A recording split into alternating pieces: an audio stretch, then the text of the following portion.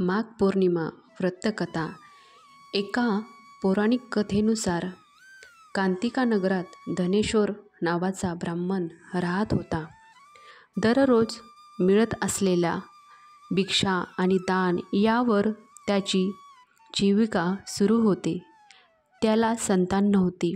एकदा त्याची पत्नी भिक्षा मागण्यासाठी नगरात गेली असताना तिला सर्वांनी वांझ म्हणून भिक्षा देण्यास नकार दिला.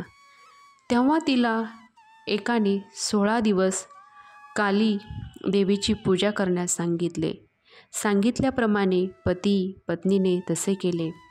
त्यांची भक्ती बघून 16 दिवसानंतर देवी प्रकट झाली आणि देवांनी ब्राह्मणाच्या पत्नीला गर्भवती होण्याचा आशीर्वाद दिला आणि म्हटले की आपल्या सामर्थ्यानुसार प्रत्येक पौर्णिमेला दिवा लावा. या प्रकारे प्रत्येक पौर्णिमेला दिवे वाढवत जावे.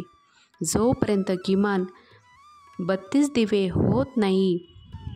मग ब्राह्मणाने आपल्या पत्नीला पूजेसाठी झाडावरून आंब्याचे कच्चं फळ तोडून दिले आणि पूजा केल्यानंतर त्यांची पत्नी गर्भवती झाली. प्रत्येक पौर्णिमेला देवीने सांगितल्याप्रमाणे ती दिवे लावत होती.